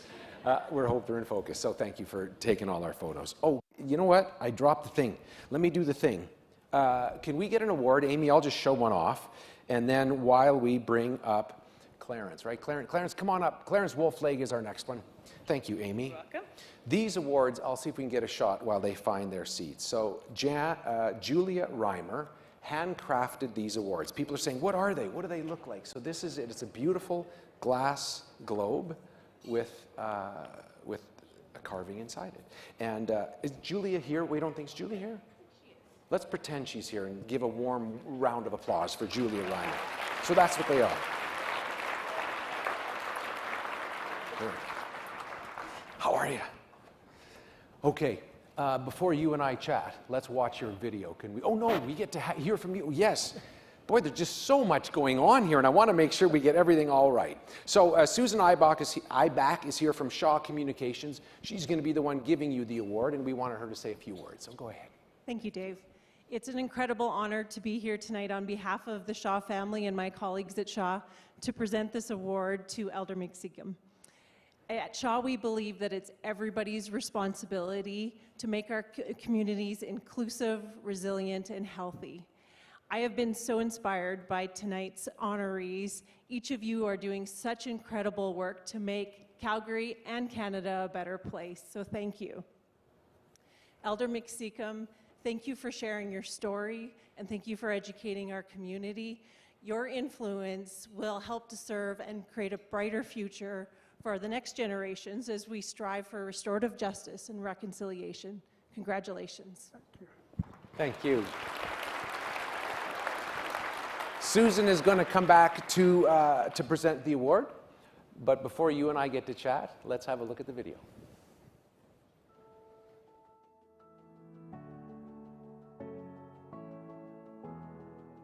How do we, as Indigenous and non-Indigenous Canadians, find our way forward from our history? Well, after a career in the Canadian Army as a UN peacekeeper working in Germany, France, and Cyprus, followed by a 20-year stint on the Blackfoot Police Force, Elder Clarence McSeacom stepped into the challenge with strength, wisdom, and grace. Since turning 70, he has spent countless hours serving as an advisor, speaker, and counselor with both Indigenous and non-Indigenous organizations. This after his own start at a local residential school. When I was 6.5 years old, I don't call it a school, I call it a place, that place. As the old people said, you're gonna go to this place. You won't be coming home. Took all my new clothes, threw them in a bag, hung them up, gave me denim coveralls with a big number, 61, I still know. Welcome to the residential school. A pain transformed is no longer a pain transmitted. His entire career, I think, has brought him to this point. He's now taking all of that experience to a level that is, in my view, where Canada needs to go. I go where I'm called. I help in any way I can. He almost has a regal presence, the kind of presence that a spiritual person has. You take the good things of yesterday, you put it with the good things of today for a better tomorrow. And that's my own personal guide.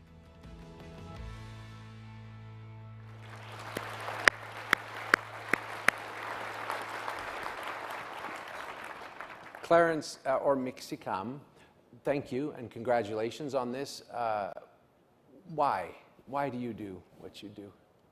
Well, I guess I have to 2018, when I turned 70, I've completed my spiritual journey as the holy person, a grandfather in spirituality for my nation. Not only for my nation, but all other. I work with quite a number of spiritual people in North America.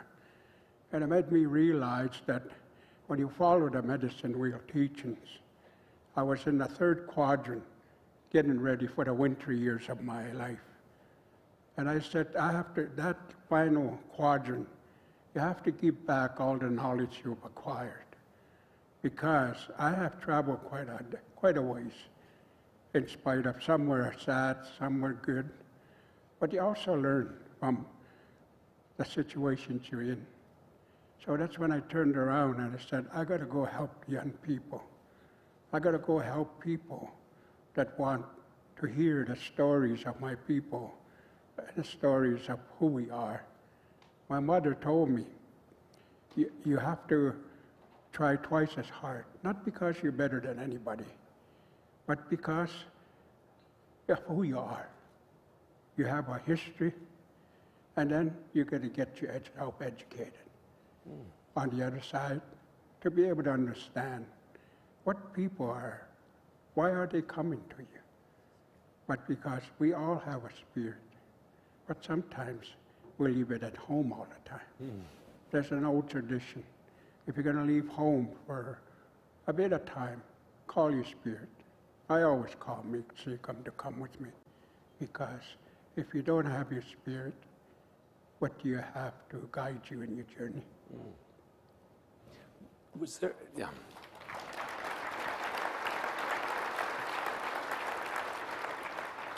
Was there somebody that you learned from when you were young growing up? You know, when I was a little boy, my father is a World War II veteran. He fought in North Africa, Sicily, Artona. I sat under a kitchen table. I'm right in the middle of the family. I have 3 older brothers. I have 1 younger brother and 3 younger sisters.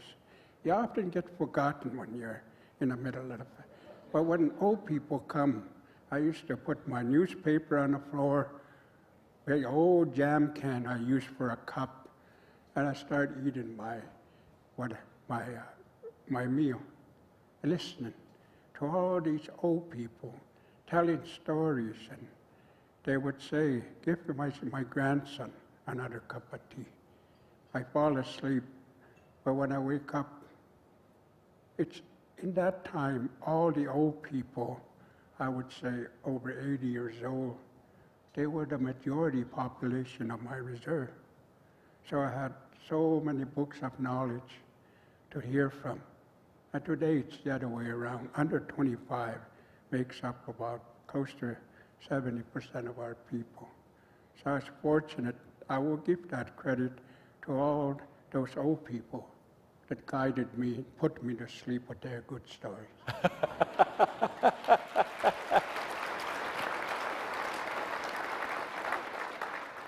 I want to ask you the advice question that I've asked others, but before I do, I know you a bit, and we've met, and I admire so much about you, but one of the things I admire more, I think, than anything is, with your life, you have every reason to be bitter, you have every reason to be angry, you have every reason to feel such fury, and yet you approach the world with grace, with acceptance, and with kindness.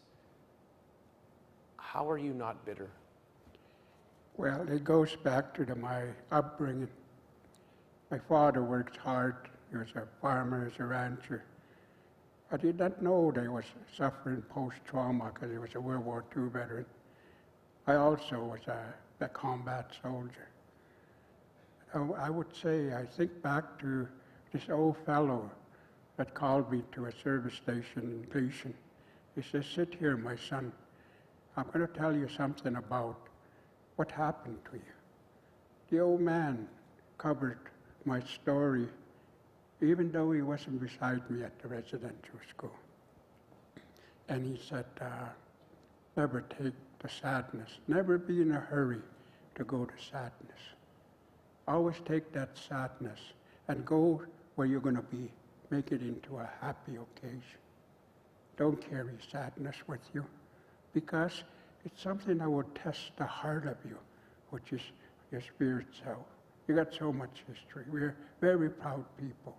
Plus, you're going to be a soldier like your father. I was buried 6 years old, and this old man said, I'm going to be a soldier like my father. And when I looked out the window when I was 6.5 years old, I told my friends I couldn't speak Blackfoot because you get punished for it. I told him, you know what I'm going to be when I get out of this place? We're going to grow up. My mom says, I'm going to leave. My mom never tells me a lie. And I says, when I get out of this place, I'm going to be a soldier like my father. And when I come back, I'm going to be a leader of my people. And when I walk down those front steps, I says, I still have my spirit that you can never take away from me.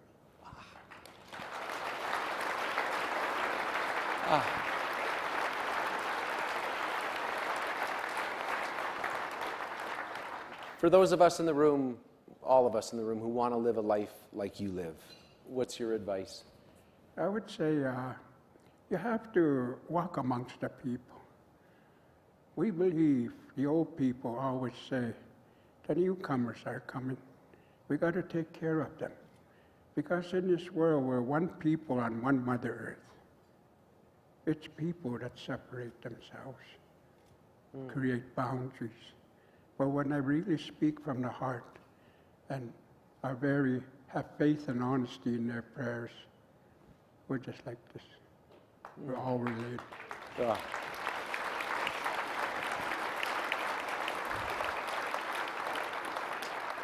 Why don't I bring Susan Ibach back from Shaw, who's here to present you the award. So if you come stand up, we'll get a photograph of this. And again, for all of us in this room who want to know what a life of grace and dignity and leadership and strength looks like, you don't have to look much farther than Mixicam, Elder Clarence Wolflake.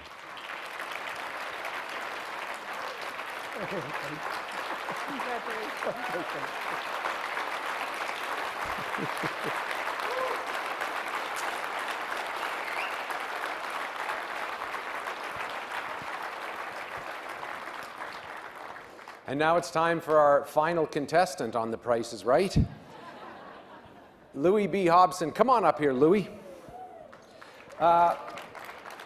Louis. Oh, Louis, look at you. You come over here. Welcome, my friend. To have kept me for the last. Oh, dear God. Have a seat. Have a seat. I am so humbled to be in this company. Look at those amazing 6 people who've come before me. I mean, how can I be here with them? But I'm so grateful to the committee because it shows that they understand the importance of the arts. And if they have to do that for me, I'm so grateful to be here. Well, and I knew, because you and I have known each other forever, so I thought this is going to be a fun finish. But don't talk yet. We're going to play your video. Then we're going to talk. Here's Louis' video.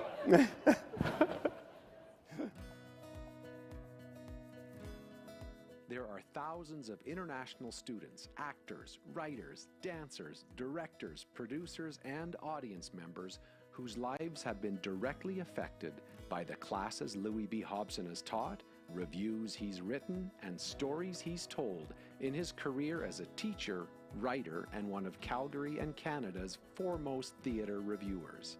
Turning 70 hasn't slowed Louis down in the least. He's written the book Fail to Win Because of the Beatles, a stage play, A Dinosaur's Tale, and with 3 New York co-writers is currently writing the new Foreigner musical, I Want to Know What Love Is.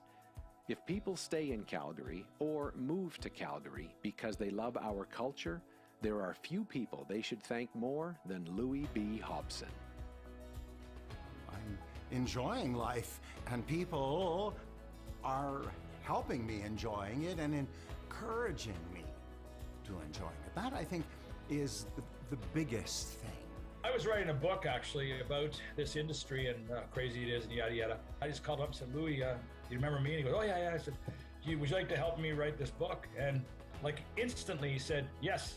And it became like a great friendship. We met every Thursday to write this book. He and I become best friends, and it's neat to, I think for anybody that's getting older, it's neat to have different kind of people in your life. People still have faith in me, and I think that that's what everyone in my age group needs, is for people to have faith in them. He is definitely an example of, that kind of mentality that you think, like Colonel Sanders at 65 just gets going, and he's our Colonel Sanders for sure. I'm doing what I've always wanted to do. So for somebody to tell me that that is commendable, I go, wow.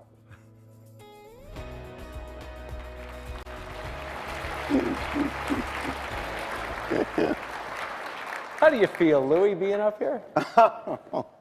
Well, you know what?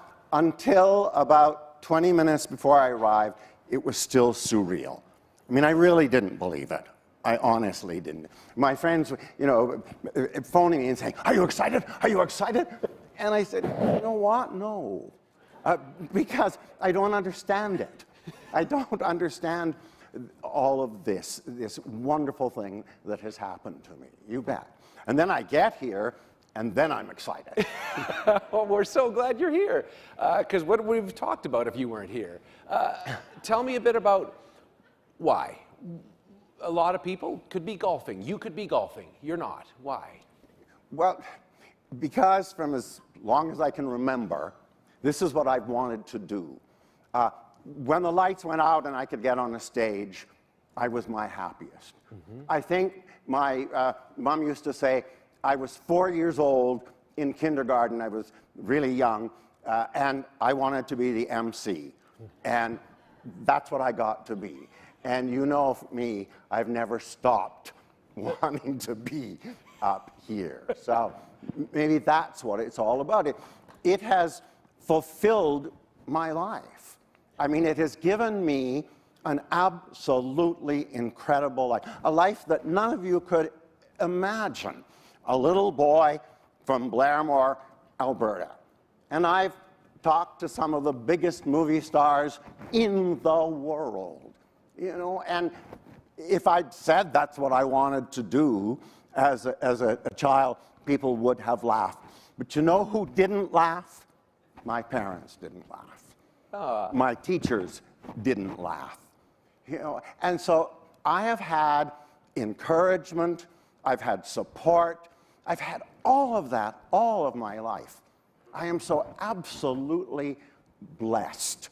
People have been behind me all the time saying, Louis, you can do it. You can do it. And there were many times I didn't think I could. But there were always those people who said you can. I mean, there's that Jeff Perry, when he came to me and said, I want you to help me with this book. And I said, Jeff, I said I want you to help me. And he said, what'll it take? I said, I don't know. And he said, how about we have dinner together every Thursday? Can you turn that down? I mean, can you really turn that down? Free dinner? Come on. Free dinner? Louis will do anything for a free dinner. Ask Stage West. Well, you know what? He said I put them in poverty by eating all the crab legs. But you know what, Louis? Here's the thing. And as a theater guy, I know that, first of all, when Louis is in the audience, you know it, because his laugh is this crazy laugh. And then you're thinking to yourself, this is the 5th play he's been to this week. And this is the 5th thing he's come to review. And if you look at the Herald, the Sun, anywhere now, your reviews are still there today.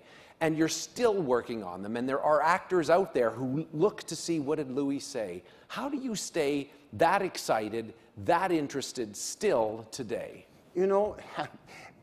Every time those lights go down and the stage lights up, for me, it's a new experience. It never seems to be old, because I love that excitement of something happening on a stage. And who was it? It was one of my editors said to me, you know, you're a vampire. you come to life at night. And that's the way it's been. And whether I'm on that stage, behind that stage, or watching that stage, that's when I come alive. That's when you start chewing on necks. That's right. The vampire right there. What is your advice to people who say, I want to write a book, I want to do all these things when I'm 70? What is your advice to them? Find somebody who believes in you. Find somebody who says you can do it. And then you have to find that person who will also, with a whip, and say, you got to do it. Right. You know, right. Because I'm one of these people who say, well, you know, I think I want to take some time off. But you can't do that. You got to have people who constantly say, do it, do it. And that's what happens when I'm directing, or writing, or things like that. I tell them what I've been told. Do it. Just do it. We've heard from Indigenous leaders, academic leaders, we've heard from business leaders. For you, talk a bit about the arts. I know that they say people move to a city and they move to a city for the job, but they'll stay for the culture. How important is that to our city culture? It's absolutely invaluable. Civilizations have always been judged on the culture, the arts that they have created. And I predate professional theater in this city. I thought you were going to say I predate civilization. Oh, I do that too, yeah. That's so much, Louis. You know, I had students who said, you're older than dirt. And that was 20 years ago. But no, that's the thing, is that I saw Theatre Calgary being born. I saw Alberta Theatre Projects being born. And I've seen the incredible people who've come to this city and who've made this city one of the best artistic places in Canada. When I say in a review, this is world-class theatre, I mean it. You go to our theatre and you won't see anything better in New York or London, or certainly Toronto.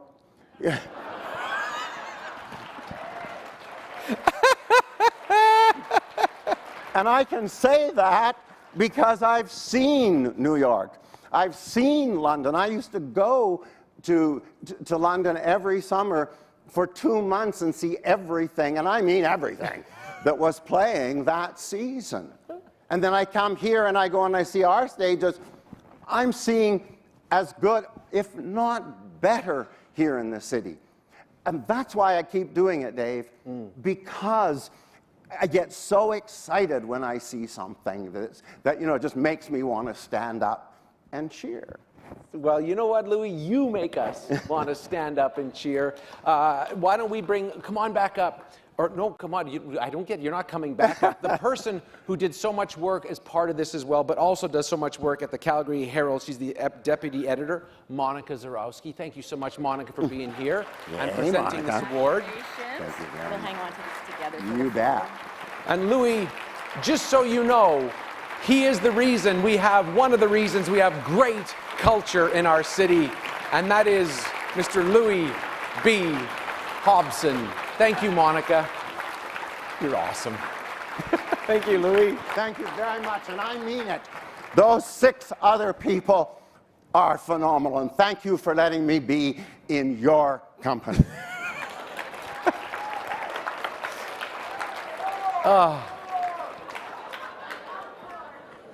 I think I leave this thinking I got so much. What's the score? Is there a score? What is it? 2-2. So here's what because we're gonna talk hockey for a brief minute, and then we're gonna come back. Are we in the second period? Okay, so this is what we've decided to do because we love you all so much.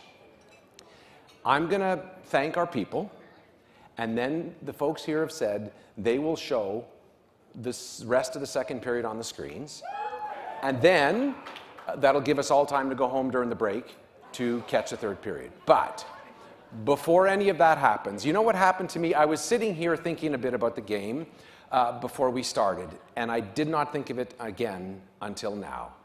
And the reason I didn't is because of these words.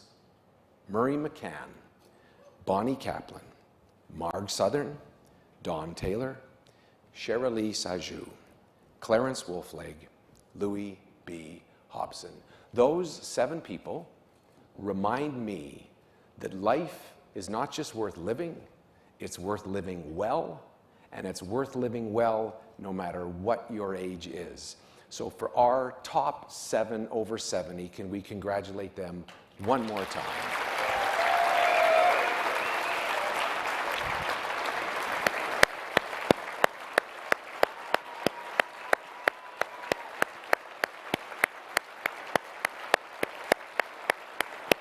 Wow.